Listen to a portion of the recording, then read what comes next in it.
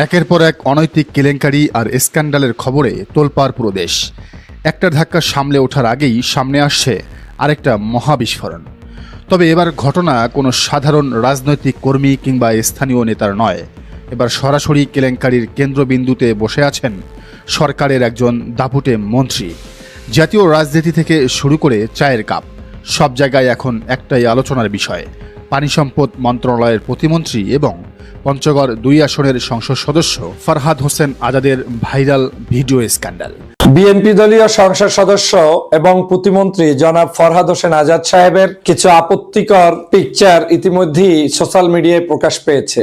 গত কয়েকদিন পর্যন্ত তার এই সোশ্যাল মিডিয়ায় প্রকাশের পরে মানুষ প্রশ্ন তুলছে যে আজকের জামাত ইসলামীর ক্ষেত্রে জামাত যে সিদ্ধান্ত নিতে পেরেছে, বিএনপির এমপি এবং মন্ত্রীর ক্ষেত্রে সেই সিদ্ধান্ত বিএনপি কি আদৌ নিতে পারবে? আমরা দেখেছি সাম্প্রতিক সময়ে জামাতের একজন এমপির কিছু ঘটনা ঘটেছে, তার প্রতিবাদে জামাত এবং শিবিরের নেতাকর্মীরাই সবচেয়ে বেশি সোচ্চার ছিল এবং দল তাকে বহিষ্কার করেছে এবং দল বহিষ্কারই নয়, তার ব্যাপারে ইতিমধ্যেই মাননীয় স্পিকার এবং নির্বাচন কমিশন বরাবর চিঠি দিয়ে অবগতি করা হয়েছে। কিন্তু বিএনপির এই যে এমপি মহোদয়, তিনি শুধু এমপি নন, তিনি একজন প্রতিমন্ত্রীও বটে। আমি জানি না কোথায়, কোন জায়গায়, কোন অবস্থায় কি ঘটেছে না ঘটেছে, সেটা নিশ্চয়ই আমার তদন্তের বিষয়ও নয়। কিন্তু যা এখন ঘটছে এবং ইতিমধ্যেই পত্রপত্রিকায় এসেছে, সেই জায়গা থেকে এখন তো সর্বাগ্রে বিএনপির দায়িত্ব হচ্ছে, তারা যেহেতু সর্বোচ্চ বড় দল, তার ব্যাপারে তদন্ত কমিটি করে ইতিমধ্যেই অন্তত একটা সিদ্ধান্ত নিয়ে আসা উচিত ছিল। যেখানে জামাত ২৪ ঘন্টার মধ্যে সিদ্ধান্ত জানিয়ে তাকে বহিষ্কার করতে পেরেছে, সেখানে আমাদের এই ফরহাদ সাহেবের ক্ষেত্রে আদৌ বিএনপি কোনো পদক্ষেপ নিতে পেরেছে কিনা, এটা এখন জনগণের মাঝে প্রশ্ন। তার চেয়েও বড় অবাক করা কাণ্ড একটি দেখতে চাই এবং দেখতে পাচ্ছি বর্তমানে, সেটা হচ্ছে গত কয়েকদিন আগে নজরুল ইসলাম সাহেবের কাণ্ডটি বাংলাদেশের পত্রপত্রিকায়, এমনকি কিছু কিছু পত্রিকা একদিনে ২০ বার লিড নিউজ করেছে। প্রথম আলো পত্রিকা লিড নিউজ করেছে একদিনে ২০ বার, এছাড়া অন্যান্য পত্রপত্রিকা, মিডিয়া সবাই করেছে। কিন্তু আমরা ফরহাদ হোসেনের ক্ষেত্রে দেখতে পাইলাম ৪-৫ দিনের ঘটনা হওয়ার পরেও এখন পর্যন্ত কোনো পত্রপত্রিকার মধ্যে সেরকম কোনো সারা শব্দ নেই। তার মানে জনগণ এখন প্রশ্ন করছে, আইন কি শুধুমাত্র জামাত ইসলামের কোনো ব্যক্তিবর্গের ক্ষেত্রে প্রযোজ্য, নাকি বাংলাদেশের আওয়ামী লীগ হোক, বিএনপি হোক, জাতীয় পার্টি হোক কিংবা এনসিপি হোক, তাদের জন্য সমপরিমাণ আইন প্রযোজ্য? আমরা এই ৪ দিনের জায়গা থেকে দেখতে পাচ্ছি, সংবাদ মাধ্যম থেকে শুরু করে বিভিন্ন জায়গা থেকে এক পেশে চিন্তার আলোকে শুধু জামাতের জন্যই তারা এই ধরনের কর্মকাণ্ডগুলোকে আইন মনে করেন, আর বাকিদের ক্ষেত্রে এটা কোনো আইন নয়। আজকে দেখেন, আমরা যখন এই ভিডিওর কথা আসছে, আমি কারো ব্যক্তিগত জায়গায় হাত দিতে চাই না এবং এটা আমার কাজও নয়, কিন্তু আমার খারাপ লেগেছে ওই জায়গায় যে আজকে যদি কোনো দেশের শাসন ব্যবস্থা থাকে, সে শাসন আপনার জন্য যা হবে আমার জন্য তাই হবে। কিন্তু বাংলাদেশে দেখেছি বিগত আওয়ামী লীগ সরকারের সময়ও বহু নায়ক, নায়িকা, শিল্পী, সাহিত্যিক ঘরের ভিতরে বাচ্চা কাচ্চা ফুটিয়ে দেয়, নিয়ে যায়, বিয়ে করে না, সার্টিফিকেট কেউ খোঁজে না। কিন্তু আল্লামা মামুনুল হক সাহেব যখন কোনো একটি কারণে কোনো এক জায়গায় তার বৈধ স্ত্রী নিয়ে গিয়েছিলেন, তখন কিন্তু তার ক্ষেত্রে আইন প্রযোজ্য হয়ে গিয়েছিল। তাকে অপমান অপদস্থ করতে স্বয়ং শেখ হাসিনা সংসদে বক্তব্য রেখেছিলেন।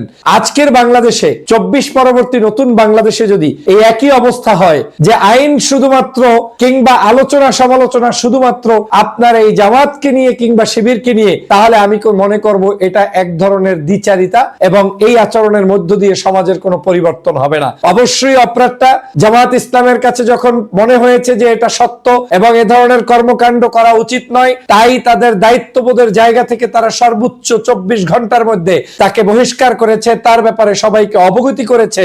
আজ প্রশ্ন হচ্ছে, যারা মনে করেন যে জামাত ইসলামের চাইতেও বেস্ট পার্টি বিএনপি, তারা নিজেরা এটাকে দাবি করেন, মনে করেন, তাহলে আপনাদের কাছে প্রশ্ন, কেন এখন পর্যন্ত ফরহাদ ভাইয়ের বিষয়টা আপনারা তদন্তের কমিটি গঠন করে সামনে জাতির কাছে আনছেন না? কেন সাংবাদিকরা মুখে তালা মেরে বসে আছেন? কেন বাংলাদেশের পত্রপত্রিকাগুলো বলার চেষ্টা করছে যে এটা এআই জেনারেট করা, অথচ ফ্যাক্ট চেক থেকে জানা হয়েছে যে এটা এআই নয়? তারপরেও আমার কথা হচ্ছে, এআই হোক আর অন্য কিছু হোক, সেক্ষেত্রে আমাদেরকে জাতির কাছে তো বিষয়টা ক্লিয়ার করতে হবে। যদি এআই হয়, তাহলে যারা এই ধরনের কর্মকাণ্ডের সাথে সম্পৃক্ত হয়ে মানুষের ইজ্জত সম্মান নষ্ট করছে, তাদেরকে বিচারের কাঠগড়ায় আনেন। আর যদি সেটা না হয়, তাহলে আপনার যে ব্যক্তি অপরাধ করেছে তার বিষয় বিষয়টা সামনে আনেন। আর সর্বোপরি কথা হচ্ছে, কে অপরাধী কে অপরাধী না, আইনের ভাষাটাই যদি সঠিক হয়, তাহলে সেই নজরুল ইসলাম সাহেব যার বিপক্ষে আমিও বক্তব্য দিয়েছি, সেই ব্যক্তির কোন পরিবারের সদস্য যে মেয়েটির সাথে তার কর্মকাণ্ড ঘটেছে, আজ অবধি পর্যন্ত ওই মেয়েটির সামনে এসে তো কোনো মামলা করলো না, কোনো হামলার জায়গায় গেল না, কারো উপরে দোষারোপ করতে গেল না। তিনি তো গাজী নজরুল ইসলাম সাহেবকে অস্বীকার করে এখন পর্যন্ত বলল না যে ওই ব্যক্তি আমার স্বামী নয়, তিনি ধর্ষণ করেছেন কিংবা নির্যাতন করেছেন। যদি তাই হয়, তাহলে আইনের ভাষায় তো নজরুল ইসলাম সাহেবের কোনো অপরাধ নেই। তাহলে কেন গত কয়েকদিন পর্যন্ত সবাই মিলে আমরা তাকে অপরাধী সাব্যস্ত করলাম? আমরা জানি অবশ্যই তার যে কর্মকাণ্ড প্রকাশিত হয়েছে সেটাকে ছাপাই গাওয়ার কোনো আইন নেই, বৈধতা নেই, কাজ নেই, আমার দায়িত্বের মধ্যেও পড়ে না। কিন্তু যখন ফরহাদ সাহেবের ভিডিও এসেছে কিংবা পিকচার এসেছে, তখন জনগণের কাছে এই প্রশ্নটা রেখে দেওয়া এটা আমার দায়িত্ব।